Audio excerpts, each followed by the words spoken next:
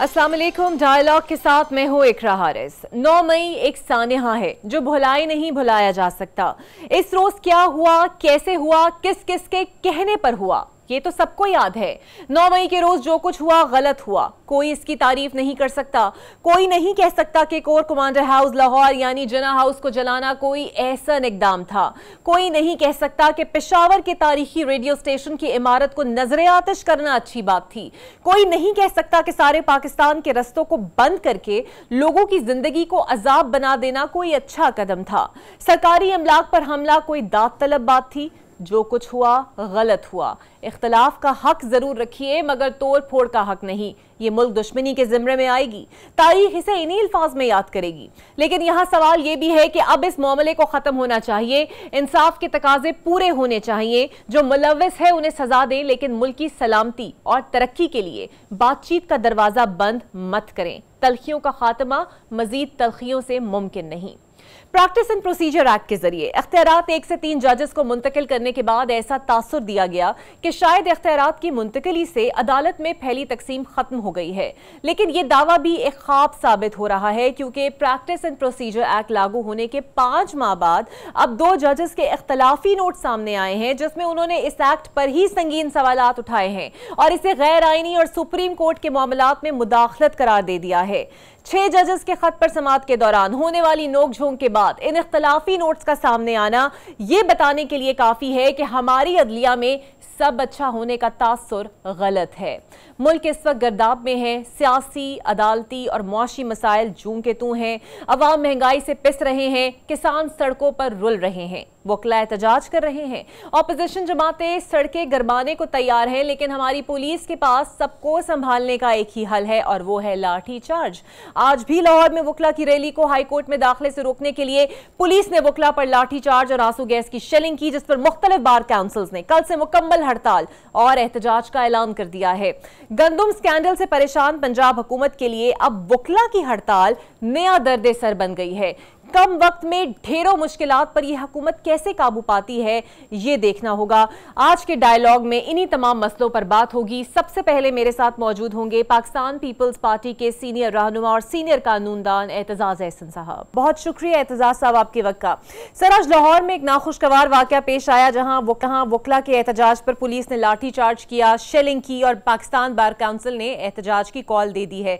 आपको क्या लगता है इस वाक़े के पस पर्दा मुहरकात क्या हो सकते हैं? क्या पंजाब पुलिस सियासी वर्कर्स और वकला सबको एक ही लाठी से हाँक रही है?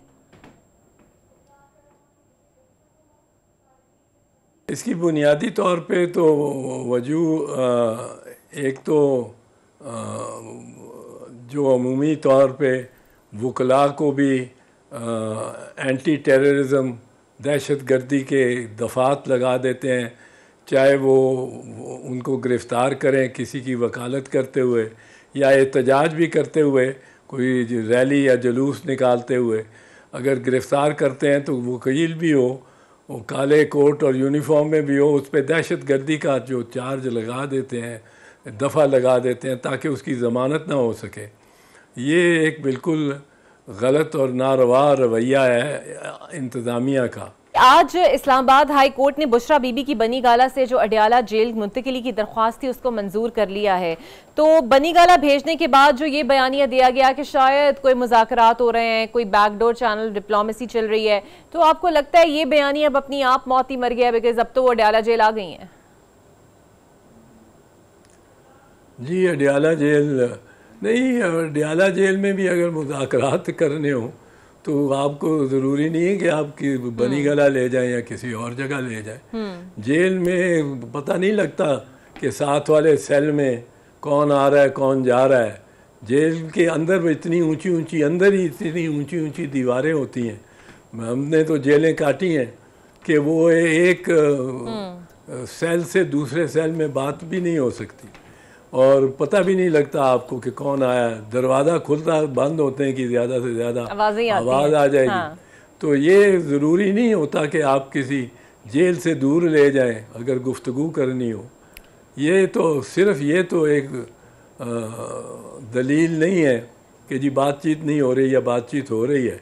इससे तो कोई नतीजा नहीं निकाला जा सकता। बिल्कुल ठीक। अच्छा सर, अदलिया में कल भी एक तकसीम का तासुर पाया गया और ये तासुर आज भी कायम है, क्योंकि कल हमने ये देखा कि 6 जजेस के खत का जो मामला था उसकी समाअत के दौरान अतर मिनुल्लाह और चीफ जज साहब एक दूसरे की दलीलों के बरक्स बात कर रहे थे। आपको भी ये फील हुआ कि अदलिया के अंदर तकसीम है, और अगर अवाम भी ये फील करती है तो फिर इंसाफ कैसे होगा? नहीं, अब अदलिया बहुत तकसीम थी, अब भी बीच में सोचों का तो फ़र्क होता ही है। हर जितने भी दुनिया में अदालतें हैं, सुपीरियर कोर्ट्स हैं, वहाँ अमेरिका में तो 5 और 9 4 के फ़र्क से काया पलट जाती है, आइन बदल जाता है। और ये तो इतना मुझे नफाक और इख्तलाफ नज़र नहीं आया जितना पहले था। और मेरा ख्याल है अतर मिनल्लाह साहब गालिब अक्सरियत की बात कर रहे थे, और चीफ जस्टिस साहब के भी जो फैसले पहले से हैं वो उनसे मुतसादम नहीं है इस सोच से कि ये एजेंसीज़ को मदाखलत नहीं करनी चाहिए, और ये कि ये 70 साल से ये होता आ रहा है। ये तो chief of army staff Qamar Javed Bajwa साहब ने खुद भी इसका खुद ही उन्होंने जिक्र किया था, कहा था कि 70 साल से हम मदाखलत कर रहे हैं और अब हम नहीं कर रहे, हमने फ़ैसला किया कि नहीं करेंगे। अब वो फ़ैसला कमर जावेद बाजवा साहब तक ही था कि आगे भी गया है कि नहीं, ये अभी कहना तो मुश्किल है। अच्छा एतजाज साहब, कल की प्रेस कॉन्फ्रेंस में एक तजवीज़ ये भी दी गई कि अगर माफ़ी मांग ली जाए और तामीरी सियासत की जाए, आप कौम से माफ़ी मांगे ताकि मामलात बेहतर हो जाएं और एक नई जहद का आगाज़ हो। लेकिन मैं कल देख रही थी कि असद कैसर साहब एक प्रोग्राम में बात करते हुए कह रहे थे कि माफ़ी तो हमने कभी अपने बाप से भी नहीं मांगी। तो जब हालात ये हो कि बानी पीटीआई एक मज़ाहमती मोड में बयानात दें, पार्टी रहनुमा ऐसे बयानात दें, तो मामलात तो सर कहीं सेटल होते हुए नज़र नहीं आएंगे? नहीं, मामलात तो सेटल आखिरकार होंगे ही इस बुनियाद पे कि कोई सियासतदान का क्या वज़न है और कितने लोग उसके साथ हैं और कितने वोट उसको मिलते हैं। बिल्कुल सर, आपका जो सियासी करियर है वो एक लेगेसी की भी हैसियत अब रखता है ना। आपने बहुत सारे अदवार देखे, आपने जेलें भी काटी। 9 मई का वाकया सर एक बहुत बड़ा वाकया है, लेकिन अब जो पीटीआई क़यादत बयानात दे रही है वो एक नए मोड में दे रही है। आज ही मैं देख रही थी उमर अयूब साहब कह रहे हैं कि वो फौजी छावनी की रुकावटें सारी कहाँ गई, 9 मई एक साजिश था और हमें जानबूझकर इस पे फंसाया गया और बानी पीटीआई ही इसका निशाना थे। सर अब 1 साल के बाद जब 9 मई अभी उसी तरह तरोताज़ा है लोगों के जहनों में, इस्टेब्लिशमेंट के जहनों में, ऐसे बयानात पीटीआई को नुकसान पहुंचाएंगे या फिर कोई फ़ायदा दे सकते हैं बयानिए में? नहीं, मेरा ख्याल है लोग अब सोचना शुरू हो गए हैं कि एक आईजी है, उसके सूबे में 8 जगह ये वारदात होती है। हाँ। 8 जगह, मिसाल के तौर पे पंजाब के आईजी हैं, 8 या 9 जगह अस्करी और फौजी तनसीबात पे लोग हमला करते हैं और बाकायदा करते हैं, वो भी लोग ही हैं। और वो आईजी किसी थानेदार से नहीं पूछता कि तुम अपनी नफरी लेके क्यों नहीं पहुँचे वहाँ मौके पर। इत्तेज़ाज़ साहब, एक आखिरी सवाल, आप चूंकि जितने भी केसेस बानी पीटीआई पर बने, मैंने आपसे पहले भी एक दफ़ा इंटरव्यू में पूछा तो आपने कहा था कि मुझे उसमें कोई ख़ास बेसिस नज़र नहीं आती, चाहे वो तोशा खाना है, चाहे वो इद्दत का केस है। सर बानी पीटीआई जब बार बार ये कहते हैं कि इन 3 जमातों से हरगिज़ बात नहीं होगी, इस्टेब्लिशमेंट से बात होगी, रहनुमा कहते हैं कि जिनके पास ताकत है उन्हीं से बात होगी, सियासी जमातों से बात नहीं होगी। सर ये जो रवैया है, जब आप खुद ही सियासी जमातों से नफरत का इजहार करके बात नहीं करेंगे तो फिर ये शिकवा कैसा कि हमें दीवार के साथ लगाया जा रहा है? ये अब वो उसकी ज़िद ही कह सकता हूँ है इमरान की, पर वो कभी इस तरफ सख्त स्टैंड ले लेता है, कभी उस तरफ सख्त स्टैंड ले लेता है। किसी न किसी से तो बात करनी पड़ेगी और सियासतदानों और सियासी जमातों से बात करना बेहतर है। इस्टेब्लिशमेंट से, क्योंकि इस्टेब्लिशमेंट ने तो ऊपर आपके भारी हाथ रख देना है और वो उनके साथ तो वो गुंजाइश ही नहीं निकलती बनती बाद में। मेरे ख्याल में तो ये इनको कहना कि 3 जमातों से हमारी बातचीत ही नहीं हो सकती, ये एक्सट्रीम पोजीशन है। और पॉलिटिक्स में तो ज़रा कुछ लचक दिखानी पड़ती है, पर शायद वो समझते हैं कि लचक ना दिखाने में ही उनकी वजह, उनकी सारी सपोर्ट है, उनकी जो सारी उनका करिश्मा बना हुआ है। और हमारी गवर्नमेंट भी तो ये कर रही है ना कि उसका कद बढ़ाए जाती है। उसको 3 दिनों में या 4 दिनों में 3 ऐसे केसेस में सज़ा दी जो केस बनते ही नहीं थे, और ना ही उनमें कार्रवाई में कोई दिफा का किसी मुल्जिम का मौक़िफ़ ही लिया गया। बिल्कुल ठीक, किसी मुल्जिम को अपना मौक़िफ़ देने का मौका ही नहीं दिया गया। 342 का बयान भी नहीं देने दिया जो मुल्जिम का असली मौक़िफ़ जिसमें बिल्कुल, और इसकी निशानदेही आप अक्सर कर चुके हैं। तो एतजाज साहब, बिल्कुल सर एक आखिरी सवाल, प्रैक्टिस एंड प्रोसीजर एक्ट भी आपकी नज़र से गुजरा होगा, जिसके जरिए इख्तियारात 1 से 3 जजेस को मुंतकिल करने के बाद ऐसा तासुर दिया गया कि शायद इख्तियारात की जो मुंतकिली है उससे अदालती में पहली तकसीम जो है वो ख़त्म हो गई। लेकिन जो इख्तलाफी नोट थे सर, जिसके अंदर जस्टिस शाहिद वहीद और आयशा ए मलिक साहिबा का जो इख्तलाफी नोट था, अगर वो आपकी नज़र से गुजरे हैं, ये इस एक्ट पर ही संगीन गलतियां और सवालात उठाते हुए नजर आ सकते हैं। आप क्या लगते हैं कि ये इख्तलाफात हक बजानिब है? जजेस जो जिन्होंने सजाएं दी हैं जी, वो या जिन्होंने निशान लिया, उनके देखें जो जजेस ने सजाएं दी हैं उसमें अडयाला जेल में, उनको तो उन्होंने तो मिसकॉन्डक्ट की है बिलखसूस इस वजह से कि सफाई का मौक़िफ़ ही नहीं लिया, और इस वजह से कि उन्होंने वो एक ने तो इस्तगासे के वकला को कहा कि आप मुल्ज़िमों की बिहाफ पे उनके वकील बनकर और आप ये जिरा करें अपने ही गवाहों पे। वो तो उन वकीलों के लाइसेंस कैंसिल होने चाहिए और उन जजों के खिलाफ इंतबाती कार्रवाई होनी चाहिए। सर वो तो फिर ये ना नया एहतजाज बिल्कुल ये ना नया एहतजाज शुरू हो जाए लाइसेंस भी कैंसिल होने पे। बहुत शुक्रिया आपका एहतजाज एहसन साहब, आपकी राय का, और बेशक आपकी कानूनी राय जो है वो अहमियत की हामिल है, लेकिन उम्मीद यही की जाती है कि ये जो जारहाना रवैया है किसी भी मोड़ से है उसको तब्दील होना चाहिए। एक ब्रेक लेते हैं, ब्रेक के बाद आपसे मिलते हैं।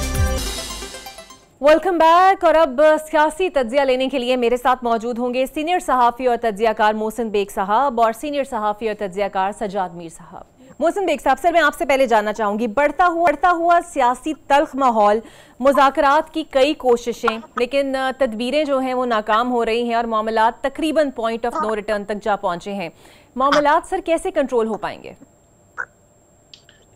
देखिए, हालात तो कंट्रोल में है, अलबत्ता जो पीटीआई के साथ मुज़ाकरात की बात थी, मैं तो पहले दिन से कह रहा था नहीं होंगे। एस्टैब्लिशमेंट को जरूरत नहीं है कि वो इनके साथ कोई मुज़ाकरात करे। नेचुरली एक अभाम क्रिएट किया गया, कुछ लोग आ रहे हैं कुछ जा रहे हैं, तो समझ में यही आ रहा था कि एस्टैब्लिशमेंट उस वक्त तक बात नहीं करेगी जब तक ये लोग वो अपना बयानिया और वो जो सोशल मीडिया के ऊपर ट्रोलिंग है अदारों के खिलाफ, अदारों के हेड के खिलाफ, और जिस तरीके से ये प्रोपेगेंडा कर रहे हैं रियासती अदारों के खिलाफ, तो उसमें ऐसी सूरत हाल में मेरा नहीं ख्याल कि उनसे कोई बातचीत हो सकती थी, और कल उन्होंने क्लियर भी कर दिया कि बात नहीं होगी। अब सर वो जो कल टोटल प्रेस कॉन्फ्रेंस थी, वो उसका ज्यादा शोर, मैंने भी कल चैनल्स पे यही कहा कि वो तो स्पेसिफिक उनका गिला शायद अदालतों से है कि इतने अरसे बाद 1 साल होने को है जी। हो गया और वो अदालतों से फैसले नहीं हो पाए, उनका ट्रायल नहीं हो सका। हालांकि वो दोनों साइडों पे जाती है, जो जेल में बैठे उनके साथ भी, कि 1 साल तक उनका ट्रायल मतलब किसी न किसी कोर्ट में होना चाहिए था, और वो हमारी अदलिया ने डिसाइड नहीं कर पाए कि आया स्पेशल मिलिट्री कोर्ट्स होंगी या रेगुलर कोर्ट्स होंगी। तो वो भी 1 साल से वेटिंग में है जेलों में, कुछ लोग बेल आउट भी हो गए। तो ऐसी सूरत में मेरे ख्याल में हालात इतने खराब नहीं है अनटिल कि ये जो पॉलिटिकल डिस्टेबलाइजेशन है बयानबाजी के जरिए और जो भी इत्तेहाद बन रहा है, आज सेमिनार भी था, उसमें भी बहुत सी बातें उसी इदारे के खिलाफ की गई। तो इस सूरत में माहौल जो है वो बेहतर कैसे होगा, ये अगर ये समझते हैं पीटीआई या इनकी क़यादत या इनके साथ कुछ और लोग भी जुड़े हैं कि अगर तो वो अंडरमाइन करके अफवाज पाकिस्तान को या हमारे रियासती इदारों को प्रेशराइज करके या अपनी टर्म्स पे कोई बात कर सके, तो मेरे ख्याल में वो मुमकिन नहीं। बिल्कुल सही, इनको सोचना चाहिए। अच्छा मोहसिन साहब, कल की प्रेस कॉन्फ्रेंस में एक बात आपने नोट की गई होगी, ये बात कही गई कि माफी मांग ली जाए तो मामलात हल हो जाएंगे। असद कैसर साहब कल एक इंटरव्यू में कह रहे थे हमने तो माफी कभी अपने बाप से भी नहीं मांगी। फिर बानिए पीटीआई की नफरत अंगेज स्टेटमेंट कि 3 जमातों से बात नहीं होगी, बाकी हम किसी से भी बात कर लेंगे। सर अगर यही जिद्दी रवैया चलता रहा तो मामलात तो सर और बुरे हो जाएंगे इनके लिए। देखिए, एक समझदार आदमी जिसको लोग समझ रहे थे कि समझदार है, उसको स्पीकर कौमी असेंबली भी बनाया गया, उसकी जरा लैंग्वेज देख ले। बाप से भी माफी नहीं मांगी, बाप से तो आपको माफी मांगनी पड़ेगी। और फिर जब ये जेलों में थे तो फिर इनकी हालात देखिए कैसे, ये रोने वाले चेहरे, कोई व्हील चेयर पे, कोई टांग पकड़ के, कोई हॉस्पिटल कमर पकड़ के, कोई लाठी पकड़ के आ रहा था। मैं कहता हूं कि अगर आप इतनी बड़ी बढ़के इनका लीडर भी मारता रहा और ये भी मारते रहे, वो खैर झूठ का तो बहुत ही मास्टर है, झूठ बोलता है, शाम को बदल भी जाता है और शर्म भी महसूस नहीं करता। ये इसके फॉलोअर्स भी उसी के नक्शे कदम पे हैं। ये कोई लैंग्वेज है जो उन्होंने कल यूज की, ठीक है, उन्होंने एक आपको ऑप्शन दिया, आपने एक ऐसा काम किया जो पाकिस्तान की हिस्ट्री में कभी नहीं हुआ कि आप इदारों पे चढ़ दौड़े हैं, तो आपको कम से कम उस चीज को रिकॉग्नाइज करना है, अपोलोजाइज करना है और आइंदा के लिए अपने फॉलोअर्स को ये बताना है। क्योंकि कोई पॉलिटिकल पार्टी इस किस्म का काम आज मतलब सबके साथ हुआ। पीपल्स पार्टी के लोग शहीद हुए, फांसी लग गए, कोड़े पड़े, दूसरी पार्टियों की खुद अंदर हुए, बेटी अंदर हो गई, भाई अंदर हो गया, नेफ्यूज अंदर हो गए। किसी ने चढ़ाई नहीं की रियासती अदारों के ऊपर, और ये समझता है कि मैं इनकलाब लाऊंगा। तो इनकलाब जब फेल होता है तो आपको पता है ना, उसके बाद फिर गर्दन नहीं रहती। तो इनकलाब इन जैसे लोग क्या लाएंगे? मकसद ये है कि इनको सोच समझ के चलना है, ये मुल्क सबका है। ऐसा नहीं है कि आप अगर विक्टोरियस हो गए तो आप यहाँ दूध और शहद की नहरें, 4.25 साल इन्होंने हुकूमत की है, और उस 4.25 साल का जो लोग शायद मेमोरी शॉर्ट है, लोग भूल जाते हैं। आप किसी ऐसे बंदे को हुकूमत या उस हुकूमत की सरबराही या उस कुर्सी पे प्राइम मिनिस्टर की नहीं बढ़ा सकते जो स्टेबल माइंड ना हो, अपनी अना में गुम है, हालांकि पल्ले कुछ भी नहीं है, लोगों से खाना पीना है, मुफ्तबरी की आदत है। आप आज भी इनसे पूछ लें कि इनका ज़राए इनकम क्या है, और ये अपने घर का खर्च, जो मुकरमा बुरके वाली है, उनसे पूछ लें कि बिजली और गैस के बिल कौन देता है और कहां से आते हैं पैसे। तो मैं आपको इनसे कह सकता हूँ, ये एक्सप्लेन नहीं कर सकते। बिल्कुल सही। अच्छा, सज्जाद मीर साहब भी मेरे साथ मौजूद है। सज्जाद मीर साहब, मैं आपसे सर मोहसिन साहब से भी मैंने यही सवाल पूछा और आपके आगे भी मैं यही सवाल रखूंगी। तहरीक-ए-इंसाफ सियासी जमातों से मुज़ाकरात की ख्वाहां क्यों नहीं है? सर किसी बात का डर है कि शायद उनका वोटर नाराज हो जाएगा अगर इन जमातों से बात कर ली तो? असल में तहरीक-ए-इंसाफ सियासी जमात है ही नहीं। उसने अपना पूरा बयानिया जो है वो फौज के खिलाफ बिल्ड किया हुआ है, बल्कि फौज के खिलाफ नहीं, बल्कि बहुत इक़्तिदार के दौरान उसकी जो एक टसल पैदा हो गई थी DGISI के साथ, और जो एक उन्होंने इसके बारे में जो एक इंक्वायरी रिपोर्ट इनको पेश की थी, वो टसल उसको इतनी पर्सनलाइज कर दिया उन्होंने कि वो इस बात पे तुल गए कि आर्मी चीफ मेरी मर्जी का होगा। यहां तक कह दिया कि फलां शख्स नहीं होगा, इसके अलावा जिसको चाहे बना दो। वो शख्स हो गया।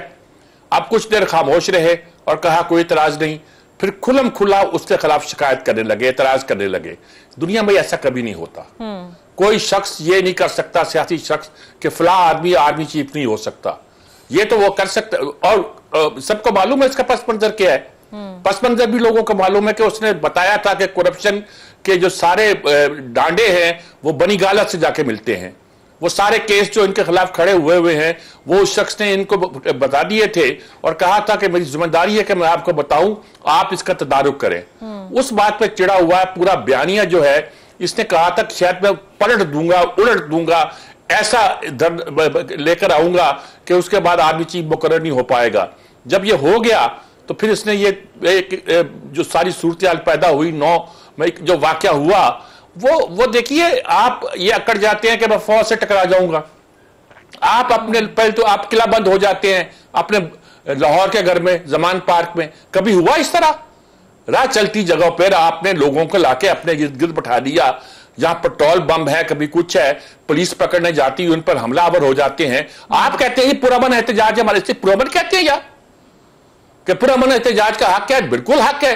पुरअमन एहतजाज के माने देखे आपने? दुनिया भर में जब पुरअमन एहतजाज होता है तो लाइनों में लोग चलते हैं और ट्रैफिक चलती रहती है, उसके रास्ते में कोई रुकावट पैदा नहीं होती। आपने तो वहां पेट्रोल बम फेंके, क्या कुछ किया। उसके बाद जब 9 मई का वाकया हुआ, पहले दिन, दूसरे दिन, तीसरे दिन आपका रवैया मुख्तलिफ था। आपने कहा फिर ऐसा होगा, अगर होगा तो फिर ऐसा होगा। आपने तरदीद करने से इनकार कर दिया। अब आप कहते हैं कि अताम बंदयाल के कोर्ट में मैंने कहा था, बड़े दबे लफ्जों में आपने कहा, कुछ बात की थी, लेकिन वहां भी खुल पर नफी करने से इनकार कर दिया था। वो कार्ड सारा मौजूद है। 10 अखबारों की फाइल निकाल लें, एक की नहीं 10 की निकाल लें, और जो चीजें हैं वो लगा कर सामने ले आए कि इनका रवैया उस वक्त कम से कम 1 हफ्ते तक क्या था। बिल्कुल सही। इन्होंने उसकी नफी करने से इनकार किया था। अपने साथियों से कहा से टकरा जाओ।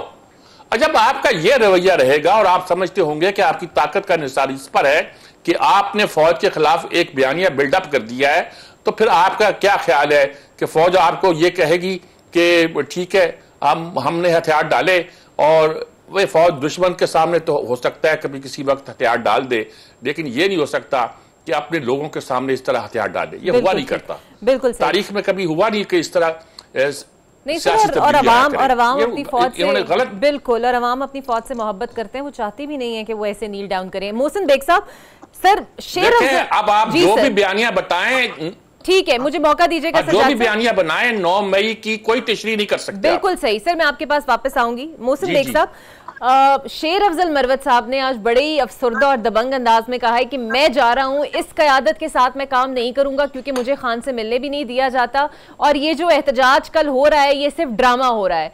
सर शेर अफजल मरवत वाला क्या वाकया है? आप तो थोड़ा बहुत जानते ही होंगे, कोई अंदर की खबर, क्यों नाराज हो रहे हैं ये, और मौजूदा क़यादत इनसे इख्तलाफ रखती है? देखिए, इन्होंने जुडिशरी ने, हमारे यहाँ जो इस्लामाबाद हाई कोर्ट है और जो हमारी लोअर जुडिशरी है, उन्होंने पिटीशंस पे पिटीशंस जो इन लोगों ने फाइल की और इनको मुलाकात का टाइम जेल मैनुअल की खिलाफ वर्जी है। जो जेल में कैदी हैं उनको हफ्ते में 1 बार मुलाकात की इजाजत होती है। इनको 6 बंदों को रोज की इजाजत दे दी गई और वो बांध बांध के लोग वहां जाना शुरू हो गए। जो एप्लीकेशन डालता है कोर्ट कहती है इसको भी मिलने दो। तो उस सूरत में जेल मैनुअल, जो पूरा जेल का निजाम है, वो ही अपसेट हो गया। और अब हुआ ये कि उन्होंने कहा कि जी बंदे ज्यादा आने शुरू हो गए हैं, तो आप हमें बता दें किससे आप मिलना चाहते हैं खान साहब और किससे आप मिलना नहीं चाहते। तो पहले दिन जो लिस्ट गई उसमें बाबर अवान साहब का नाम था, उसने काट दिया। अब ये दूसरे दिन जब लिस्ट गई तो इसमें शेर क्या नाम है, मरवत साहब, इनका नाम काट दिया। तो हाशमियत तो इनको हुई, ये साथ वाले रूम में बैठे हुए थे। तो मकसद ये है कि इनके जो कैरेक्टर्स और जो लोग जीत के आए हैं कौमी असम्बली में, आप खुद देख लीजिए, ये डिजर्व करते थे कि ये इलेक्ट हों और कौमी असम्बली में आए। ये आपकी आइन साजी या कानून साजी करेंगे। तो इनके बयान देख लीजिए, इनकी हरकत देख लीजिए। ये जो कैरेक्टर है मरवत साहब, इन्होंने क्या कुछ बयानबाजी की है, और I don't know, it's kind of a comedy. रोज ये एक बयान दे देते हैं, कभी सऊदी अरब के खिलाफ, कभी इधर कभी उधर।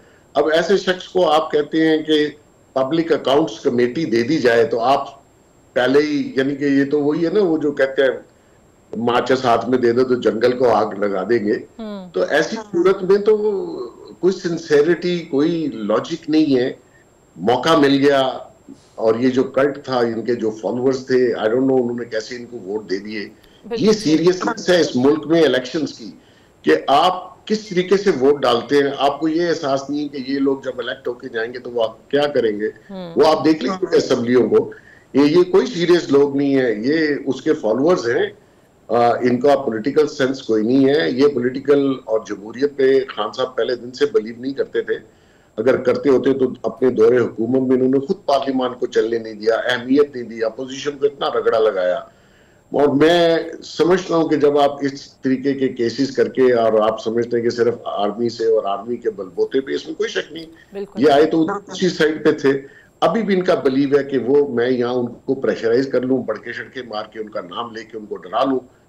तो मेरे ख्याल में हालात अभी तक तो जो है वो इनके अगेंस्ट ही हैं। इनकी पॉलिटिक्स ये नहीं चलेगी जो ये चलाना चाह रहे हैं। थोड़ा सा कमजोरी दिखाई गई इस्टेब्लिशमेंट की तरफ से। ये जो फैसले 9 मई के लोगों को सजा होनी थी वो नहीं हुई। वो जो मफरूर थे उन्होंने, उनके कागज एक्सेप्ट हो गए, वो इलेक्ट होकर दोबारा असेंबलियों और बिलों से निकल के पहुंच गए। ये काम फौरी तौर पर देखें, किसी को भी आप हवालात में या जेल में बगैर ट्रायल के नहीं रख सकते। हाँ। आपने सजा देनी है या उन्होंने बरी होना है, वो डिफरेंट स्टोरी है, लेकिन इसका ट्रायल विद इन डेज होना चाहिए था। अभी 1 साल हो गया, 1 साल हो गया। हाँ। तो ये उनके साथ भी जाती है और रियासत के साथ भी। बिल्कुल सही। सज्जाद मीर साहब, सर कल यौम सियाह तो मनाया जाएगा 9 मई के ऊपर, लेकिन अभी मैंने मोहसिन साहब से भी एक सवाल वही किया था कि जब माफी मांगने का कल कहा गया कि कौम से माफी मांगे, तो बानी पीटीआई ने आज भी गालिबन बात करते हुए ये कहा है कि मैं क्यों माफी मांगू, माफी तो मुझसे मांगनी चाहिए क्योंकि मेरी हुकूमत खत्म की गई। सर ये माफी भी उनसे मांगी जाए, फिर दूसरी साइड पे वो कहते हैं जुडिशल कमीशन भी बना दिया जाए। सर मुज़ाहिका खेज सूरत हाल तो अवाम को लगेगी। देखें, मोहसिन बेग साहब बहुत दुरुस्त बात कर रहे थे और सही तौर पर कह रहे थे कि इस बंदे का ये भी नहीं पता कि इसका घर का खर्च कौन चलाता है। और मैं तो कभी मजाक में करता हूं कि ये शायद वाहिद शख्स होगा जिसकी कमीज में जेब ही नहीं होगी। जेब उसका रखनी होती है जिसने कोई पर्स रखना हो या कोई चीज रखनी हो, इसने तो कुछ रखना नहीं होता। और इसका स्टाइल ये है, आप ये मरवत क्या नाम है इसका, ये कहां था कभी किसी कोई इंपॉर्टेंट लीडर था ये तहरीक इंसाफ का? तहरीक इंसाफ ने अभी उठ के इन लोगों को लीडर बना दिया है जो उसकी जरूरत थी। उसमें जो 2-4 चल रहे हैं उनके साथ, उनको मुनासिब लगते हैं, गौर खान हुआ या कुछ हुआ, उमर अयूब हुआ, ठीक लगते होंगे उनको, उनके मुताबिक, तो वो तो उनको चला रहे हैं। अच्छा सज्जाद मीर साहब, कल वैसे सर शौकत यूसुफजई साहब ने भी कहा है कि उनका नाम भी जाता है, वो भी काट देता है कोई अगले दिन। ये खाली मरवत साहब के साथ नहीं है। नहीं, कोई और क्या काटता होगा, खुद इमरान काटते होंगे, ऐसी बात नहीं है। वो इन्होंने ठीक कहा बेग साहब ने कि वो 6 नाम होते होंगे, 6 बड़ी जो बनाने होते हैं वो कर देते होंगे। हर आदमी जो कि अपने आप को एक तरह से बड़ा एक समझता है कि वो बहुत हॉक्स में से शुमार होता है, वो आप ये जो बयान देते हैं मरवत साहब, बयान को छोड़िए, उसके कॉन्टेक्स्ट को छोड़िए, उसके कंटेंट को छोड़िए, आप इनका लहजा देखिए, जिस तरह जर्क के साथ अटक अटक कर ये बयान पढ़ते हैं और गुफ्तगू करते हैं, जो स्टाइल है इनका। कोई है पाकिस्तान में सियासत का तालिब इल्म जो उनके इस अंदाज का तजिया करे? हमने अपने सियासतदानों का कभी तजिया नहीं किया, उनका कभी साइको एनालिसिस नहीं किया। हमने इमरान का नहीं किया, हमने भुट्टो का नहीं किया, हमने नवाज शरीफ का नहीं किया, और इन लोगों का कौन करेगा? अगर कोई तजिया करे तो उसको अंदाजा हो कि इस तरह की बात करने वाला, इस तरह के अंदाज की गुफ्तगू करने वाला इस मुल्क का लीडर नहीं हो सकता है। और वो उसको आगे इसलिए किया गया कि वो हंगामा कर रहा था, उस हंगामा सूट करता है। हंगामा किया, उसके बाद वापस बुला लिया कि तुम चुप कर जाओ, तुम मेरे ही आदमी हो, बिल्कुल चुप कर जाओ। इसने कहा जी मैं तो उनका आदमी हूं, चुप कर जाता हूं। किस्सा यह है कि ये बानी पीटीआई खुद ड्रामा लगवाते हैं। अब इसको पता चल गया कि इसको इस्तेमाल किया जा रहा है, ये जो बनना चाह रहा था वो नहीं बन पा रहा, और जो कुछ होना चाह रहा था वो नहीं होगा, क्योंकि आखिर वो भी बहुत सी बातें समझता है, इमरान भी, कि अगर इस शख्स को बना दिया गया तो बहुत से मामला पर जहां उसे कंप्रोमाइज करना पड़ेगा, अनकहे अनदेखे बहुत कुछ बातें करनी पड़ेगी, वो नहीं कर पाएगा। ये शख्स पता नहीं क्या कह दे, क्या सऊदी अरब के खिलाफ बयान दे दिया, अमेरिका के खिलाफ, और तेरा क्या ताल्लुक यार। तो ये जो मामलात हैं ये सिर्फ एक तरह का प्रेशर डालने के लिए किए जाते हैं। अच्छा, उसको डिसोन भी नहीं किया जाता, मसले की बात है। तो ऐसी सूरत में इस शख्स का ये बयान देना, मैं सिर्फ एक बात करूंगा कि इन लोगों के लहजे की, अंदाज की, गुफ्तगू के फिक्रों की कोई साइको एनालिसिस होना चाहिए, बिल्कुल होना चाहिए सर। और कोई थिंक वो टैंक जो नहीं है। फील आ रही है ना कि मुझे इस्तेमाल किया और इस्तेमाल के बाद खुड्डे लाइन लगा दिया, मुझे लगता है वो फील ज्यादा है। अच्छा मोहसिन बेग साहब, पीपल्स पार्टी का सर असूली फैसला था वो काबीना का हिस्सा नहीं बनेगी और बोझ नहीं उठाएगी, लेकिन अचानक से PIA की निचकारी हो, IMF से मुज़ाकरात हो, तल्ख बजट आना हो, गंदम स्कैंडल हो, अब वो तैयार नजर आ रही है और बेताब है। आपको लगता है कि वाकई पीपल्स पार्टी आ जाएगी मैदान में और हुकूमत में आ जाएगी और तमाम बुराइयों का मलबा हुकूमत पर डालने पर काबिल होगी, या खुद भी थोड़ा बर्डन शेयर करेगी? जी ऐसा है कि ये शुरू में जब हुकूमत बनने जा रही थी तो एक फार्मूला आया था, मैंने उस पर ट्वीट भी किया, बहुत से लोग शायद मेरे से खफा भी थे। फार्मूला ये था कि 3 साल और 2 साल की हुकूमत, पहले नून लीग कर ले और उसके बाद पीपल्स पार्टी, लेकिन कुछ लोगों को वो सूट नहीं करता था। फिर ये खफा हुए, इन्होंने बहुत सारी स्ट्रेटेजिक पोजीशंस जो हैं, चेयरमैन सेनेट है, गवर्नर्स है, सदारत का ओहदा है, उस पर कंप्रोमाइज किया और अब ये 8 वजारतों के ऊपर डील हो रही है। मेरे ख्याल में दूसरी साइड पे शायद 5 या 6 देने की बात हो रही है। ठीक है। ये डील आपको बजट से पहले जो कैबिनेट एक्सटेंड होनी है उसमें अभी तक की इतलात ये है कि पीपल्स पार्टी 5 या 6 सीटों पे अपनी वजारतें लेगी। गवर्नर्स उनके सेटल हो गए, चीजें कुछ डिले थी, लेकिन देखिए ये जो मेजर पार्टीज हैं इनका इलाक है, इनके गारंटर भी मौजूद हैं, तो अगर आप गवर्नमेंट में ना भी वजारतें लें लेकिन आपकी जिम्मेदारी उतनी है जितनी नून लीग की है। और नून लीग ने मुश्किल वक्त में, मैं ये समझता हूँ कि उनको ये गवर्नमेंट जो है वो भारी पड़ गई, क्योंकि जो सारे नेगेटिव फेडरल गवर्नमेंट ने बिजली बढ़ानी है, गैस बढ़ानी है, सारे ऐसे पॉइंट हैं जो अवाम में एक्सप्लेन नहीं किए जा सकते महंगाई की वजह से आजकल। तो पीपल्स पार्टी ने उससे डिस्टेंस लिया, लेकिन बेनिफिट सबसे ज्यादा पीपल्स पार्टी ने लिया। तो मैं समझता हूं कि उनको आके इस मुश्किल वक्त में बर्डन शेयर करना चाहिए, उनको हुकूमत में आना चाहिए, बिल्कुल ठीक, ताकि सबकी जिम्मेदारी हो। ये किसी एक पार्टी या एक बंदे का काम अब ये मुल्क चलाना रह ही नहीं गया। इसके हालात इतने खराब हुए हैं कि आप ना चाहते हुए भी आपको, मैं समझता हूँ, इसका साथ देना चाहिए। मईशत जब तक ठीक नहीं होती, ये जो कैरेक्टर आपको जिनका पहले हम जिक्र कर रहे थे, ये चाहते हैं कि डिस्टेबलाइज रहे पाकिस्तान।